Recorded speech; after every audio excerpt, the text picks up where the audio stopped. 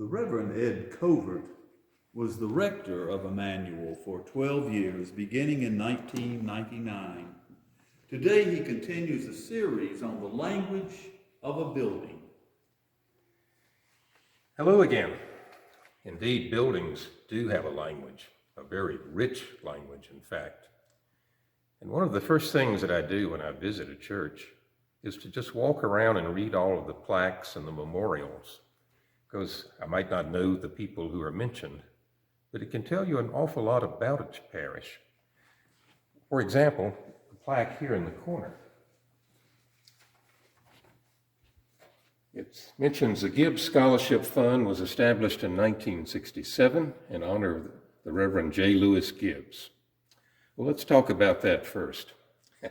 The next line says that he was rector from 1919 to 1958. That's right, 39 years. That's a lot of history and a long time. And the scholarship fund in his memory was established at that time. I'll tell you a few things about Mr. Gibbs. I could really talk all afternoon about him. He saw the whole community as his parish. Among other things, he was one of the founders of the Mental Health Association, which still gives the Gibbs Award for outstanding leadership. He was a member of the first Human Relations Council, which we had in this town, a group that worked for racial understanding and reconciliation at a time when white supremacy was the norm in this state and in this community. And he was sometimes vilified for those views. In fact, he was also the chaplain of Stewart Hall across the street. He taught religion there, never giving a grade below a B because he didn't want anyone to have a negative view of religion, it said. And of course, there were, on Sunday morning, the young women of Stewart Hall were filed in here for worship, which made it a very popular place for the cadets from the military academy, too, I might add. And as if that wasn't enough, Sunday afternoons he would drive out to Verona to have services at the Verona Chapel. That's right, we had a chapel in Verona at that time. The building is gone, but you can still see the cemetery there. Now, the rest of the plaque is in memory of his daughter, Josephine Gibbs Lotz, Jo, to all of her friends, always Jo. She married Phil Lotz, and they raised 4 children here in Stanton, where he practiced law. And Jo continued her father's interest in the community, just like one of the founding members of Meals on Wheels, got that started, and just many, many other things. Her life is summed up so well in this phrase: she was the heart and soul of Emmanuel.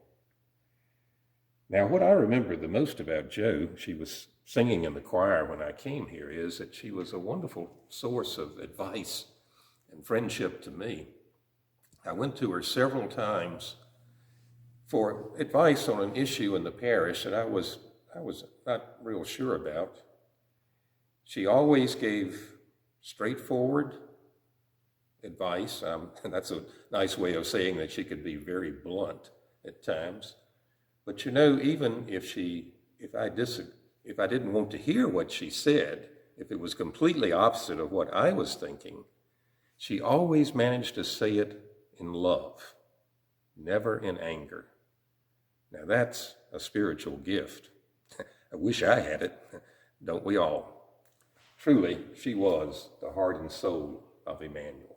And the scholarship fund today is known as the Gibbs Lotz Scholarship Fund, which aids any student in higher education.